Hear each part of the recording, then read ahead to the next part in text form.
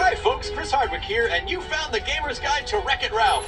I'm about to expunge on you some nerd-tastic knowledge by uncovering a handful of the mini game references and Easter eggs hidden throughout the film. You probably noticed them already, but I'm going to take you through. I'm sort of like your gamer's reference cheat code. But, of course, if you want to challenge yourself and find them on your own, that's perfectly fine. You can turn off this intermission in the setup menu.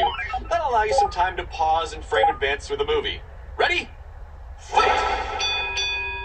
Okay, as you were saying. Recognize these fellas? Well, that's none other than Pete Pepper from Burger Time and Ryu from Street Fighter. That was kind of a gimme. You guys already knew that one, so come back when you're ready for more.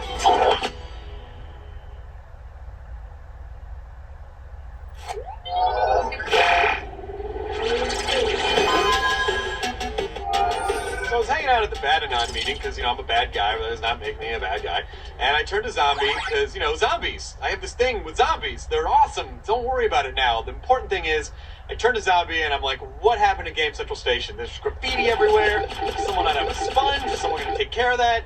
And then zombie turns to me and, he gives me that look that he gives. He's like, graffiti!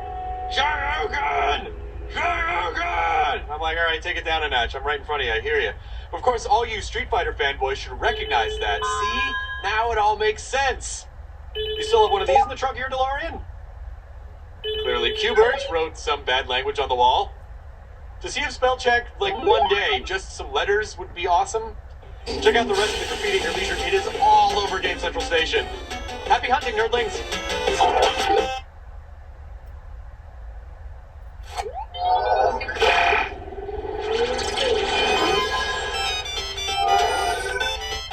Look at that high score! I know it doesn't really look that high compared to today's game standards. It must be from back in the day when a point was actually just worth a point. But with that said, if you look a little closer, there's gotta be some meaning. These things don't just happen by accident. Let's just say it all started with a mouse. Or at least the man behind the mouse. Or the birthday of the man behind the mouse. Or, you get the point. Walt Disney was born on December 5th, 1901, or 12/5/01. But that's not the only Disney reference. If you stick it out to the end of the movie credits, you'll actually get to see the kill screen for the movie with some leet speak embedded throughout.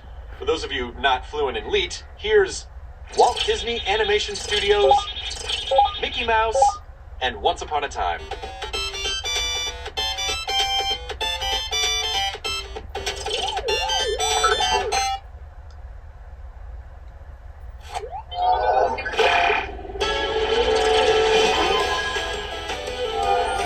My dad owned a bowling center, and there was an arcade in there, and I used to line up all my quarters on the cabinet of one of my favorite games, Fatal Assault. You know the way the dinosaur used to totally fatally assault the octopus was... You don't remember Fatal Assault? Fatal Assault. Guys, you need to press pause more often. Alright, I'm lying. Fatal Assault is a fictional game made up for the movie in Litwack's arcade. But the characters are not fictional. You may recognize these guys as... Tiny the Dinosaur, Lefty the Octopus from Disney's Meet the Robinsons, which, come to think of it, is technically made up too. Speaking of Tiny, you may have also seen him wandering around Game Central Station, along with a few other Disney characters mixed into the crowd of gaming celebrities.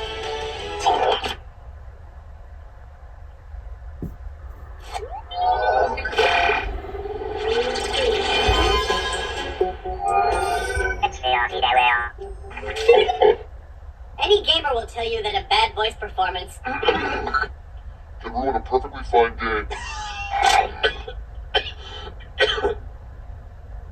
Or movie, for that matter. Oh, good. That's why the filmmakers made sure that some of the actual voice talent was used for their gaming characters. Like Ken and Ryu. You want to head to Tappers, Ken? If you're buying, buddy. And Bison. You're not going turbo, are you? And Sonic the Hedgehog. Game over. Enough said, nerds.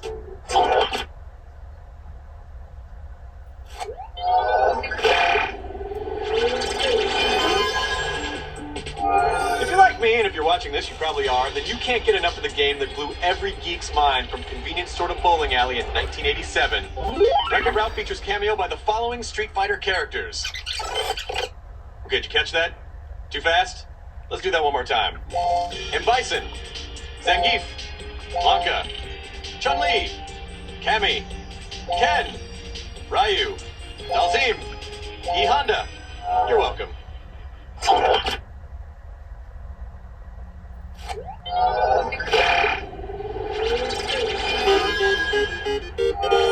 only thing not in the Lost and Found at Tappers are the countless quarters I spent at the arcade growing up.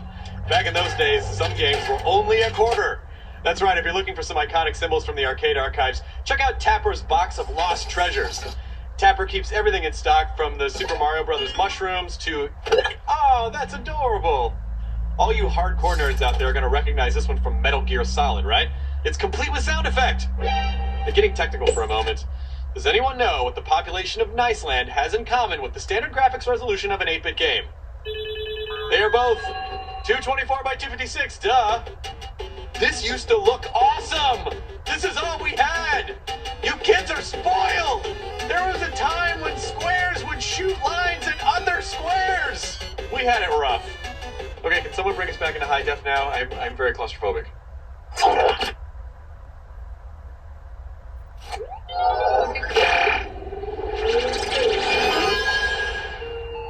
Hidden Mickeys officially do not exist, but any Disney geek will tell you that if you look closely at many Disney films or attractions or products, there may coincidentally be 3 circles worked into the design that may look like the leader of the club that's made for you and me.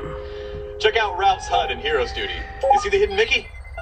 Alright, if you take any longer, you're gonna get attacked by a cybug. Oh, and you're dead. You missed it. Here it is. Here's a scene from Sugar Rush. Do you see this? Because it's a little tricky. I will neither confirm nor deny whether more exist in the movie. I can't show you everything, especially since Hidden Mickeys officially do not exist. But they exist.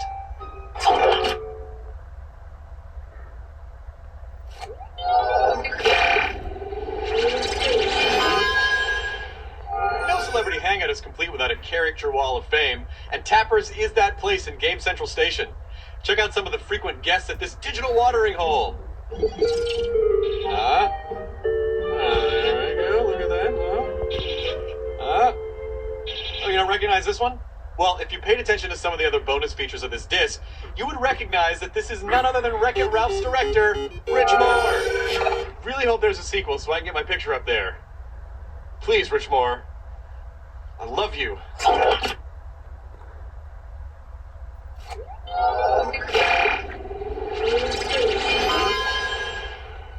Behold the world's most famous cheat code. Up, up, down, down, left, right, BA start. That's used by King Candy in the movie. He obviously was not trying that hard to keep whatever was in his vault secret. By the way, I bet most old school gamers probably use that as their passwords for a variety of things, just in case you want to hack into your dad's bank account.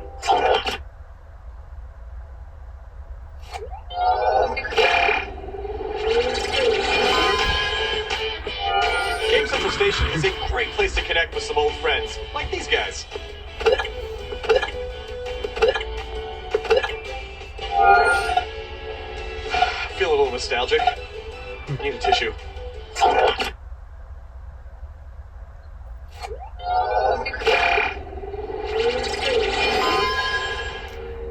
I don't know if I've ever known what Q-Burt is, if he's an alien or some unholy genetic laboratory creation, but whatever he is trapped on a pyramid, and for some reason, someone has combined this poor little guy to change colors on all these squares. You could get pounced on by a coiled snake, or a weird kind of blobby ball, which Q-Burt did not like, which you would know because he would burst into a string of swears, which as a kid I really enjoyed.